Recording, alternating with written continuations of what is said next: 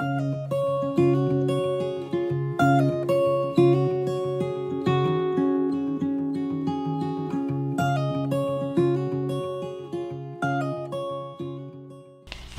about gardening, number 22, I'm a master gardener.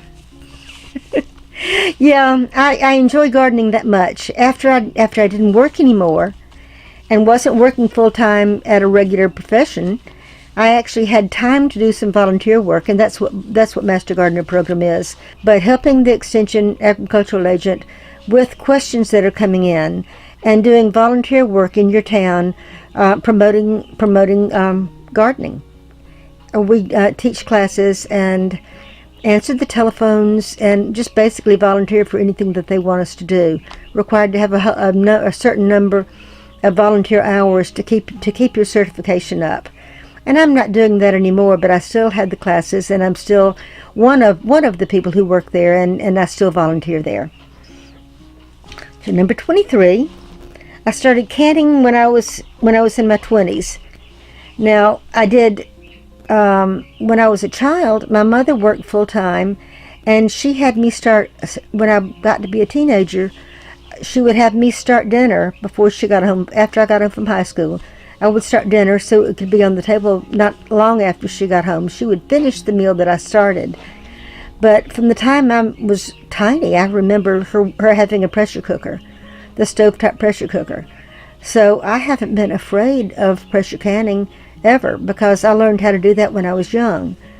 Like I mentioned, I started doing it like everybody does with water bath canning, and eventually grew into the pressure canning. And just this past year, I was given an Instant Pot for Christmas, so I'm excited about that. I've only used it for a few things, but it was fun. It's a lot easier than using a pressure cooker on the stove. I'll give you that. Number 24, I love to bake and cook. I don't bake and I cook. Of course, I have to cook to feed myself. I cook from scratch. I hardly ever use packaged foods. Everything I do is cooking from scratch. Baking, I don't do a whole lot of baking, simply because I'm single, and if I baked pies and cakes and cookies, I would eat them and I would balloon. So I don't want to do that. Number 25, my longest hobby is sewing. My great aunt taught me how to hand sew when I was little. I don't even remember if I was even in school yet. But I learned how to sew from her, and then later on I learned how to machine sew in home ec and junior high school. And then from that I started making a few of my clothes every now and then. I mean, I was a preppy girl. I was not going to make all of my clothes.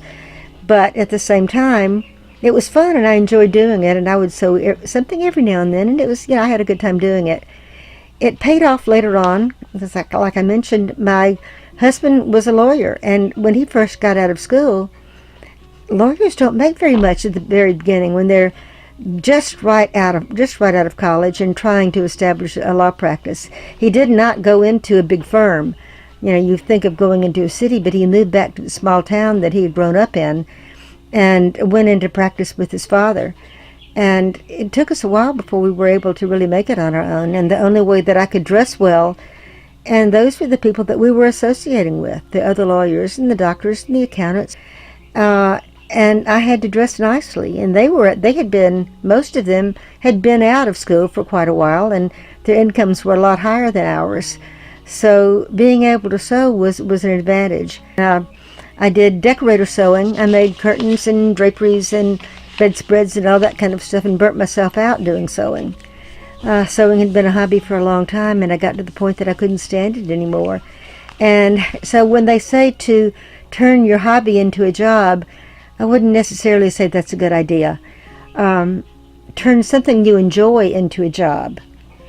But your number one main hobby should, according to me, this is my take on things, that your hobby should stay your hobby. Something that you enjoy doing is good for a job. If you enjoy your job, you're never going to work. It's never hard. If you hate your job, it's miserable going to work every day. You get ulcers and do all the other things. Number 26. So why did I work? I'm a botanist. So I mentioned working in a lab. So why did I work in a lab instead of in the field? I loved ecology. I wanted to be an ecologist. I wanted to be out in the field identifying plants. And I loved, like I said, I loved camping. I loved all of the outdoor kinds of things. And I loved being able to identify plants. It was just fun. It was a game. Not a game, but it was solving puzzles. You have to go and you look. Have you ever heard of a key? If you look in a lot of books, well, it's not just for plants or animals but just about anything. It's called a dichotomous key, which means it's separated into two parts. And it'll be two questions. Is it this or is it that? If it's this, then you go to the other thing. If it's that, you go somewhere else. And so you go down through to say for a plant, you might say, is the plant green or is it not green? Okay, if it's not green, you know it doesn't have chlorophyll, so you go somewhere else. If it is green, it's either one thing or another. And so it's a puzzle, and you go through until you finally are able to figure out exactly what the thing is that you've got. And I love doing that. However, I was advised, because I was a single mother, that probably wasn't the best career for me, since I was going to have to be the breadwinner. I was going to have to support a child. And as a single mother, I might not be able to find a job in the area that I wanted to be. Now, this was before ecology got to be such an important field. Now it's not so crazy to think about working as an ecologist, but at the time it was. And so I listened to my advisor, and I took the lab courses, but I continued. I specialized in the lab courses. I didn't stop taking the other things, but I made, just like a doctor specializes in neuroscience or cardiology or gynecology or whatever, whatever field they're in, scientists do the same thing. And so I chose to be a lab biologist. And I took everything that I could. I loved it. And I love all of these things. However, all of the stuff that I did carried on. It became a fabulous hobby. And I still love all of it, and I can still do it. I'm just not doing it for a living. All of the things that I love growing herbs. I want to be an herbalist when I grow up. Think I could do that? I would love to take a course in herbology. It'd be fabulous. So think about doing that, and I am planting herbs now. I grow herbs in my garden, and I love it. So after I moved back to Memphis and got the job doing in medical research, and I finally got the job back doing plant science again, and worked for a company called Stoneville Pedigreed Seed Company. Some of you may have heard of it, probably not. But I started off in research at Stoneville, and then I moved on. After I did well there, I was offered a job as in the managing position, managing the quality assurance lab. And my job there, of course, was to still do hands-on work, but I supervised other workers who were investigating and analyzing the product that was coming out of the company. And seeds are a product. And every lot of seed that came through had to be assessed to be sure that it was what it was supposed to be. The company that I worked for sold GMO seeds. That wasn't the only thing they sold, but they did sell GMO seeds, and being what it is, we had to test it to be sure that it was or it wasn't. If they said it was supposed to be resistant to Roundup, then it better be resistant to Roundup. Because if a farmer comes across and sprays Roundup on his crop and kills every plant in his field, or the majority of the plants in his field, he's going to sue the company. And the same thing, a farmer who does not want GMO crops does not want any of his seeds to have that trait in them. So we had to test to be sure it did or it didn't. And it was just as important, or even more important, to prove that it didn't have the GMO. We did a lot of tests. A lot of them were biochemical tests and genetic testing, as well as just growing out the seeds to test the germination and spraying the seeds with Roundup. Did they die or did they not die? If they didn't die, then that meant that they had the trait, but maybe a certain percentage of them did. So we would have to calculate what percentage of the seeds did not die, and that would go on the seed bag. And the same thing with the germination rate, that always went on the seed bag. Part of that company, because it was a seed company, I became active in a society or a group of people called the Society for Commercial Seed Technologists. Let me get that straight again. Society Commercial Seed Technologist. And every single seed company, or large seed companies, have people who work in the labs who do the same kind of testing that I did. Johnny's has seed technologists working in their lab. In fact, I knew the lady who was the seed technologist in the lab.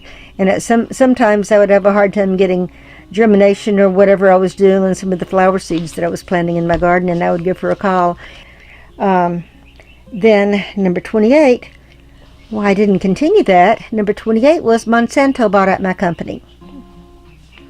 Yeah. I never worked a day for Monsanto. Let me get that straight. I don't want you to think that I worked for Monsanto, because I didn't. It's the evil monster, right? The big M.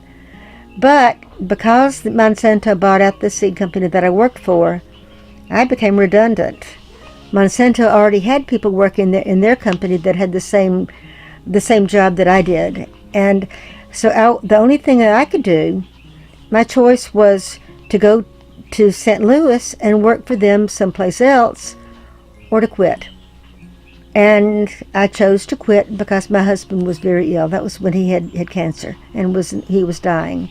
He gave me a good severance package, and after that we were able to we continued our insurance, covered the insurance, everything was fine until finally it wasn't fine. And what about my business name? I don't know if you've heard anything about this. This is number 29. When I was married, when I was in graduate school, my husband was a photographer.